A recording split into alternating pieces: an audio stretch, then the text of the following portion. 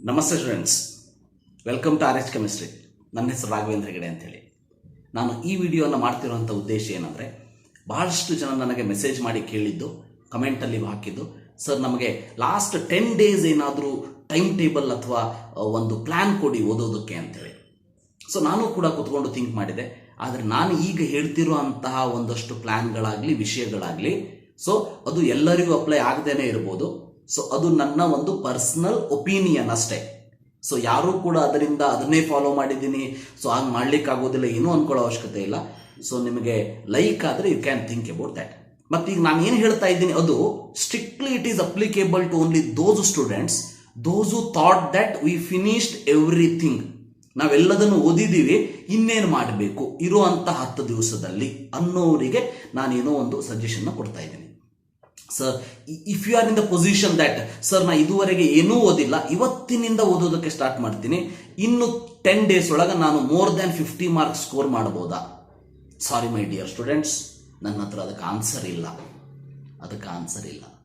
ಯಾಕಂದರೆ ಒಂದು ಮಾತನ್ನು ನೆನಪಿಟ್ಕೊಳ್ಳಿ, ಒಂದಷ್ಟು ಸ್ಟೂಡೆಂಟ್ಸು 2 ವರ್ಷದಿಂದ ಪ್ರಿಪೇರ್ ಆಗ್ತಾ ಇದ್ದಾರೆ and they are facing very difficulty to score more than 55 marks for 60. ಅಂದರೆ 60 ಮಾರ್ಕ್ಸ್ ಪೇಪರಿಗೆ FECM ಯಾವುದಾದ್ರೂ ಇರ್ಬೋದು, 55 ಮಾರ್ಕ್ಸ್ಗಿಂತ ಜಾಸ್ತಿ ತೆಗೆಯೋದಕ್ಕೆ 1 ವರ್ಷದಿಂದ ಪ್ರಿಪೇರ್ ಮಾಡ್ತಾ ಇರೋರು ಅಥವಾ ಫಸ್ಟ್ PUC ಇಂದನೇ ಪ್ರಿಪೇರ್ ಮಾಡ್ತಾ ಇರೋರಿಗೂ ಕೂಡ ಡಿಫಿಕಲ್ಟ್ ಆಗ್ತದ ಅಂತಂದ್ರೆ ಇದು ಹೇಗೆ ಜಸ್ಟಿಸ್ ಆಗ್ತದೆ ನೀವೇ ಹೇಳಿ. ಸರ್ ನಾನು ಲಾಸ್ಟ್ 10 ದಿವಸ ಕುತ್ಕೊಂಡು ಓದ್ತೀನಿ, ನನಗೆ 50 ಮೇಲೆ ತೆಗಿಯೋ ಹಂಗೆ ಏನಾದರೂ ಪ್ಲಾನ್ ಹೇಳ್ರಿ ಅಂತಂದ್ರೆ there is no plans like this. ನೀವೇನು ಮಾಡಬೇಕು ಅಂದರೆ try your level best. Confidence ಕಳ್ಕೊಳ್ಳೋ ಅವಶ್ಯಕತೆ ಇಲ್ಲ, ಯಾಕಂದ್ರೆ already you are in that position. Don't worry about those things. Try your level best. ಆ ಎನರ್ಜಿ ಇಟ್ಕೊಳ್ರಿ. ಇನ್ನೂ 10 ದಿವಸ ಟೈಮ್ ಇದೆ, ಕುತ್ಕೊಂಡು ಓದಿ. So minimum 10 to 12 hours study ಮಾಡಿ. ಅಟ್ಲೀಸ್ಟ್ ಸಮ್ ಈಸಿ ಚಾಪ್ಟರ್ಸ್ ಏನಿದೆ ಸೊ ಅದನ್ನಾರು ಸ್ಟಡಿ ಮಾಡಿ, ಅಥವಾ ನಿಮಗೆ ಆಲ್ರೆಡಿ ಏನು ಅರ್ಥ ಆಗಿದೆ ಅದನ್ನೇ ಇನ್ನೊಂದ್ಸಲ ಓದಿ.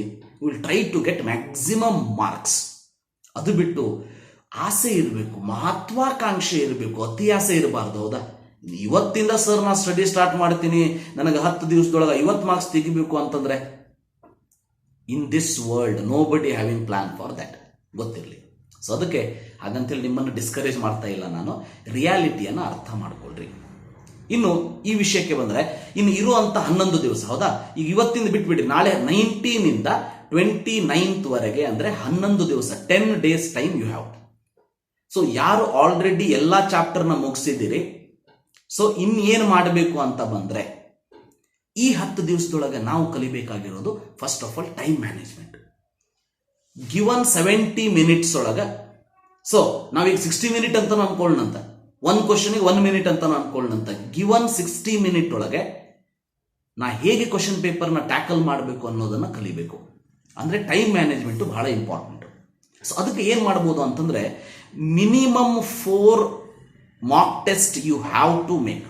ಮಿನಿಮಮ್ 4 ಮಾಕ್ ಟೆಸ್ಟ್ ಆದರೂ ತಗೋಬೇಕು. ಸರ್ ಮಾಕ್ ಟೆಸ್ಟ್ ಪೇಪರ್ ಎಲ್ಲಿ ಸಿಗ್ತದ ಅಂತ ಕೇಳಿದರೆ, ಸೊ ಅದಕ್ಕೆ ನಾನು ಆನ್ಸರ್ ಹೇಳೋದು ಡಿಫಿಕಲ್ಟ್. ಬಟ್ ಗೂಗಲ್ನಲ್ಲಿ ಫ್ರೀ ಮಾಕ್ ಟೆಸ್ಟ್ ಪೇಪರ್ಸ್ ಒಂದಷ್ಟು ಸಿಗ್ತದೆ, ಅಥವಾ ನಿಮ್ಮ ಕಾಲೇಜಸ್ದಲ್ಲಿ ಮಾಡ್ಬೋದು. ಅಥವಾ ಯಾವುದೂ ಇಲ್ಲ ಅಂತಂದರೆ KEAದಿಂದ previous year question paper download ಮಾಡಿಕೊಡ್ರಿ. ಅಟ್ಲೀಸ್ಟ್ ಈ ಪ್ರೀವಿಯಸ್ ಇಯರ್ ಕ್ವಶನ್ ಪೇಪರ್ ಹಿಡ್ಕೊರಿ. ಈಗ 2015 ನೀವು ಕ್ವಶನ್ ಪೇಪರ್ ಆರಾಮ್ಸೆ ನಿಮ್ಗೆ ಸಿಗ್ತದೆ ಡೌನ್ಲೋಡ್ ಮಾಡ್ಕೊಳ್ಳೋದಕ್ಕೆ. ಸೊ KEAದಲ್ಲಿ ಪ್ರೀವಿಯಸ್ ಇಯರ್ ಕ್ವಶನ್ ಅಂತ ಹೊಡೆದ್ಬಿಟ್ಟು ತಾನೇ ಬರ್ತದೆ. Previous year question as it is ತಗೊಳ್ರಿ, ಅದನ್ನ ಇಟ್ಟುಕೊಂಡು ಸ್ಟಡಿ ಮಾಡ್ರಿ. ಸೊ ನಿಮ್ಮ ಹತ್ರ ಹಾರ್ಡ್ ಕಾಪಿ ಇಲ್ಲ ಅಂದ್ರೆ ಅಟ್ಲೀಸ್ಟ್ ಮೊಬೈಲ್ದಲ್ಲಿ ಇದ್ರೂ ನಡೀತದೆ. ಸೊ ಅದನ್ನು ನೋಡಿಕೊಂಡು, ಬಟ್ ಹೇಗೆ ಮಾಡಬೇಕು ಅಂತಂದ್ರೆ ಸೆಟ್ ಅ ಟೈಮ್ ಸೆಟ್ ಮಾಡ್ಕೊಳ್ರಿ. 60 ಮಿನಿಟ್. ಈಗ ಫಾರ್ ಎಕ್ಸಾಂಪಲ್, ಈಗ ಬೆಳಗ್ಗೆ 10:30ಗೆ ಎಕ್ಸಾಮ್ ಸ್ಟಾರ್ಟ್ ಮಾಡ್ತೀನಿ. 10:30 ಸ್ಟಾರ್ಟ್ ಮಾಡಿದ್ರೆ 11:30 ವರೆಗೆ ಎಕ್ಸಾಕ್ಟ್ ಟೈಮ್ ಸೆಟ್ ಮಾಡ್ಕೊಳ್ರಿ. 11:30 ಮನ್ಯಾಗ ಹೇಳ್ಬಿಡ್ರಿ, ಏನು ಡಿಸ್ಟರ್ಬ್ ಮಾಡೋಂಗ ಇಲ್ಲ, ಒಂದು ರೂಮಿಗೆ ಹೋಗಿ ಬಾಲ್ ಹಾಕೊಂಡ್ಬಿಡ್ರಿ. ಸೊ 11:30 ತನಕ ಕೂತ್ಕೊಳ್ರಿ. ಆ 11:30 ಟೈಮ್ ಒಳಗೆ ಸೊ ನಿಮಗೆ ಬೇಕಾದ್ರೆ 30 ಕ್ವಶನ್ ಸಾಲ್ವ್ ಆಗಲಿ, 20 ಕ್ವಶನ್ ಸಾಲ್ವ್ ಆಗಲಿ, 40 ಕ್ವಶನ್ ಸಾಲ್ವ್ ಆಗಲಿ. But one thing you remember, ಅವಾಗ ಟೈಮ್ ನೋಡಿಕೊಂಡು, ಸೊ ನೆಗೆಟಿವ್ ಮಾರ್ಕಿಂಗ್ ಇಲ್ಲ ಅನ್ನೋದು ತಲೆಯಲ್ಲಿರಲಿ. ಯಾವ ಕ್ವಶನ್ ಅನ್ನು ಬಿಡದೇನೆ ಅದನ್ನು ಕರೆಕ್ಟಾಗಿ ಸಾಲ್ವ್ ಮಾಡಿ 60 ಮಿನಿಟ್ ಒಳಗೆ ನಾನು ಎಷ್ಟು ಕ್ವಶನ್ ಸಾಲ್ವ್ ಮಾಡ್ತೀನಿ ಅನ್ನೋದು ಫಸ್ಟ್ ಮಾಕ್ ಟೆಸ್ಟ್ ಒಳಗೆ ಗೊತ್ತಾಗ್ಬಿಡ್ತದೆ. 2ನೇ ಮಾಕ್ ಟೆಸ್ಟ್ ನಿಮಗೆ ಗೊತ್ತಾಗ್ತದೆ, ಇನ್ನೂ ನಾ ಟೈಮ್ ಜಾಸ್ತಿ ಮಾಡ್ಕೋಬೇಕು ಅಂತೇಳಿ. ಹೌದಾ? ಸೊ ಅದಕ್ಕೆ ಒಂದು ಟೈಮ್ ಫಿಕ್ಸ್ ಮಾಡಿ ಅಟ್ಲೀಸ್ಟ್ 4 ಕ್ವಶನ್ ಪೇಪರ್ನ ಸಾಲ್ವ್ ಮಾಡಿ. PCMB ಈಚ್ ಹೇಳಲಿಕ್ಕೆ ನಾನು ಸರ್ ಫಿಸಿಕ್ಸ್ ಒಂದು ಕೆಮಿಸ್ಟ್ರಿ ಒಂದು 4 ಅಲ್ಲ, physics 4, chemistry 4, maths 4, biology 4 if you are attempting that, ಇಲ್ಲ PCM. ಹೀಗೆ ಸಾಲ್ವ್ ಮಾಡೋದ್ರಿಂದ ನಿಮಗೆ ಒಂದು ಕಾನ್ಫಿಡೆನ್ಸ್ ಬರ್ತದೆ. ಯಾವ ಕ್ವಶನ್ ಬಿಡ್ಲಿಕ್ಕೆ ಹೋಗ್ಬೇಡ್ರಿ, ಎಲ್ಲಾ ಕ್ವಶನ್ ಅಟೆಂಪ್ಟ್ ಮಾಡಿ ಆಸ್ ಇಫ್ ಎಕ್ಸಾಮ್ದಲ್ಲಿ ಕುತ್ಕೊಂಡಿದ್ದೀರಿ ಅಂತ ಅನ್ಕೊಂಡು. So read that.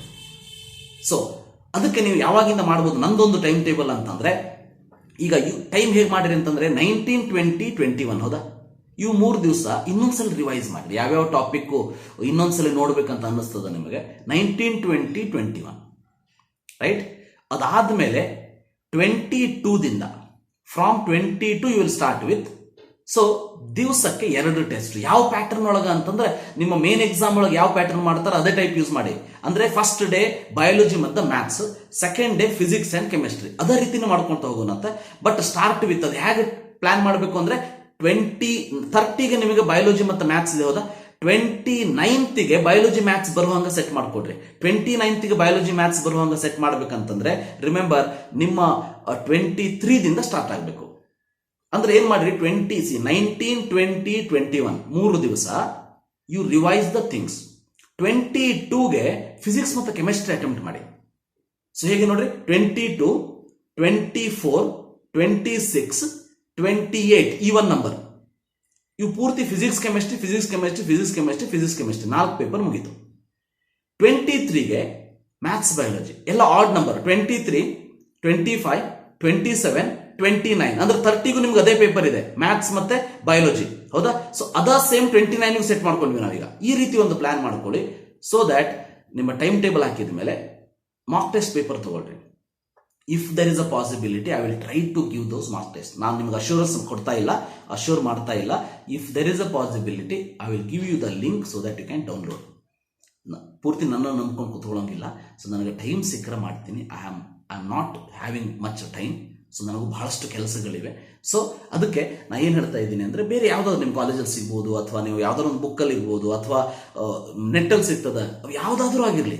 ಒಂದು ಥಿಂಗ್ ನೆನ್ಪಿಟ್ಕೊಳ್ರಿ, ಸಾಲ್ವ್ ಮಾಡಬೇಕಾದ್ರೆ ಇದು CET ಲೆವೆಲ್ ಹೌದು ಅಲ್ಲೋ ಇದನ್ನೆಲ್ಲ ತಲೆ ಕೆಡಿಸ್ಕೊಳ್ಳೋಕೆ ಹೋಗ್ಬೇಡ್ರಿ. ಅದು ತಲೆ ಕೆಡಿಸ್ಕೊಳ್ಳೋ ಅಂತ ಟೈಮ್ ಇಲ್ಲ ನಮಗೆ. ಅದಕ್ಕೆ ಯಾವುದಾದ್ರೂ ಕ್ವಶನ್ ಪೇಪರ್ ಸಿಗಲಿ, ಸೊ ಫುಲ್ ಸಿಲೆಬಸ್ ಟೆಸ್ಟ್ ಇರಲಿ, ಅದು ಫುಲ್ ಸಿಲೆಬಸ್ ಟೆಸ್ಟ್ ಇರಲಿ. So that remember, don't worry, ಈ ಚಾಪ್ಟರ್ ಇಂದ 3 ಕ್ವಶನ್ ಕೇಳಿದಾರೋ ಇಲ್ಲೋ, ಫಸ್ಟ್ ಇಯರ್ ಇಂದ 42 ಕ್ವಶನ್ 20 ಕ್ವಶನ್ ಕೇಳಿದಾರೋ ಇಲ್ಲೋ, ಸೆಕೆಂಡ್ PUC ಇಂದ 40 ಕ್ವಶನ್ ಕೇಳಿದಾರೋ ಇಲ್ಲೋ, ಅದನ್ನ ಅನಾಲಿಸಿಸ್ ಮಾಡೋದಕ್ಕೆ ಹೋಗಬೇಡಿ. ಏನ್ ಮಾಡಿ ಅಂದ್ರೆ 60 ಮಾರ್ಕ್ ಫುಲ್ ಸಿಲೆಬಸ್ ಏನ್ ಟೆಸ್ಟ್ ಸಿಗ್ತದೆ ಆ ಟೆಸ್ಟ್ ಅನ್ನು ಅಟೆಂಪ್ಟ್ ಮಾಡ್ರಿ. ಅಟ್ ಲೀಸ್ಟ್ 4 ಮಾರ್ಕ್ ಟೆಸ್ಟ್ ಯಾವಾಗಿಂದ 22 ದಿಂದ 29 ವರೆಗೆ. ಎಲ್ಲ even number physics chemistry, odd number maths biology. So that 30ಗೆ ನಿಮಗೆ ಮ್ಯಾಥ್ಸ್ ಬಯಾಲಜಿ ಏನಿದೆ ಅದಕ್ಕೆ ಹೆಲ್ಪ್ ಆಗ್ತದೆ. ಅರ್ಥ ಆಯ್ತಾ? ಎಸ್. 19, 20, 21 ಇದು 10 days time table only for those who already completed that hole syllabus.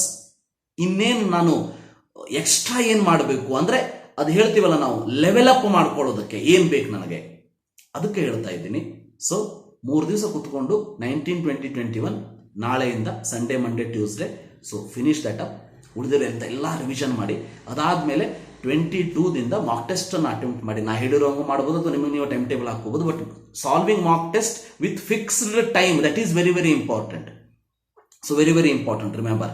ಹಾಗಂತೇಳಿ mock test ಅಲ್ಲಿ ನಿಮಗೆ ಒಂದು ಮಾಕ್ ಟೆಸ್ಟ್ ಅಲ್ಲಿ 20 ಮಾರ್ಕ್ಸ್ ಬರಬಹುದು. ಮಾಕ್ ಟೆಸ್ಟ್ ಮುಗಿದ ತಕ್ಷಣ ಏನ್ ಮಾಡಬೇಕು, ಸೊ ಕಂಪೇರ್ ಮಾಡ್ಕೋಬೇಕು. ನೀವು ಮಾರ್ನಿಂಗ್ ಒಂದು ಟೆಸ್ಟ್ ಕೊಟ್ರೆ ಫಿಸಿಕ್ಸ್, ಈವ್ನಿಂಗ್ ಕೆಮಿಸ್ಟ್ರಿ ಇಟ್ಕೊಳ್ರಿ. ಮಾರ್ನಿಂಗ್ ಬಯಾಲಜಿ ಇದ್ರೆ ಈವ್ನಿಂಗ್ ಮ್ಯಾಥ್ಸ್ ಇಟ್ಕೊಳ್ರಿ. ಹಾಗೆ ಸೊ ಟೆಸ್ಟ್ ಆದ ತಕ್ಷಣ ಕುತ್ಕೊಂಡು ಕೀ ಆನ್ಸರ್ಸ್ ಅನ್ನ ಕಂಪೇರ್ ಮಾಡ್ಕೋಬೇಕು. ಲಾಸ್ಟಿಗೆ ಅನಾಲಿಸಿಸ್ ಮಾಡಿ ಎಷ್ಟು ಆನ್ಸರ್ ಕರೆಕ್ಟ್ ಇದೆ, ಎಷ್ಟು ಆನ್ಸರ್ ರಾಂಗ್ ಇದೆ, ಯಾಕೆ ರಾಂಗ್ ಆಯ್ತು, ಇವನ್ನೆಲ್ಲ ಅನಾಲಿಸಿಸ್ ಮಾಡ್ಕೊಳ್ಳೋದಕ್ಕೆ ಎಕ್ಸಾಮ್ ಮುಗಿದ್ಮೇಲೆ 2 ತಾಸು ಇಡಬೇಕು. ನೀವು 2 ತಾಸು ಅದನ್ನ ಅದಕ್ಕೆ ಮೀಸಲಿಡಬೇಕು, ಗೊತ್ತಿರಲಿ. ಸೊ ಇದನ್ನ ಮಾಡ್ಕೊಳ್ಳಿಲ್ಲ ಅಂದ್ರೆ ಉಪಯೋಗ ಇಲ್ಲ, ಇದನ್ನ ಮಾಡ್ಕೊಳ್ರಿ. ಸೊ ಕರೆಕ್ಟ್ ಆಗಿ ಮಾಕ್ ಟೆಸ್ಟ್ ಆದ್ಮೇಲೆ ನಿಮಗೆ 20 ಮಾರ್ಕ್ಸ್ ಬಿದ್ದಿರ್ಲಿ, 30 ಬಿದ್ದಿರ್ಲಿ, 40 ಬಿದ್ದಿರ್ಲಿ. ಸೊ ಅದು ಯಾವುದೂ ಕೂಡ ನಿಮ್ಮ ಕಾನ್ಫಿಡೆನ್ಸ್ ಅನ್ನ ಕಡಿಮೆ ಮಾಡಬಾರ್ದು. ಯಾಕಂದ್ರೆ CET ಯಲ್ಲಿ ಯಾವ ಪೇಪರ್ ಬರ್ತದ ನಿಮಗೆ ಗೊತ್ತಿಲ್ಲ. ಅದು ಈಸಿನೂ ಇರ್ಬೋದು, ಡಿಫಿಕಲ್ಟ್ ಇರೋದು, ಮೀಡಿಯಂ ಇರ್ಬೋದು, ಏನಾದರೂ ಇರ್ಬೋದು. ಅದಕ್ಕೆ ನೀವು ಈಗ ವರಿ ಆಗೋದ್ರಲ್ಲಿ ಯಾವುದೇ ಮೀನಿಂಗ್ ಇಲ್ಲ. Because you are wasting your own time. ಅದಕ್ಕೆ ನಿಮಗೆ 20 ಬರಲಿ, 15 ಬರಲಿ, 30 ಬರಲಿ, 40 ಬರಲಿ, 50 ಬರಲಿ ಮಾರ್ಕ್ ಟೆಸ್ಟ್ ಅಲ್ಲಿ. So you have to be very happy. Be positive remember. So ಮುನ್ನುಗ್ಗಿರಿ. ಹೇಗೆ ಮುನ್ನುಗ್ಬೇಕು ಅಂತಂದ್ರೆ, 1 ಟೆಸ್ಟ್ ಮುಗಿತಾ 2ನೇ ಟೆಸ್ಟ್ ಪ್ರಿಪೇರ್ ಆಗಿರಿ, 3ನೇ ಟೆಸ್ಟ್ ಪ್ರಿಪೇರ್ ಆಗಿರಿ. ಲಾಸ್ಟ್ ಎಕ್ಸಾಮ್ ಅಲ್ಲಿ ಪೇಪರ್ ಡಿಫಿಕಲ್ಟಿ ಏನ್ ಬರ್ತದ ಬರಲಿ, ಬಟ್ ಈಗ ನಾವು ಪ್ರಿಪೇರ್ ಆಗಲೇಬೇಕು. Definitely I hope you that you will prepare. ಯಾಕಂದ್ರೆ ನಿಮಗಿರೋದು ಇನ್ನು 11 ದಿವಸ. ಜಾನ್ ಲಗಾದೆಂಗೆ ಅಂತೀವಲ್ಲ, ಹಾಗೆ ಏನಾದರೂ ಮಾಡೋಣಂತೆ. We have to do something.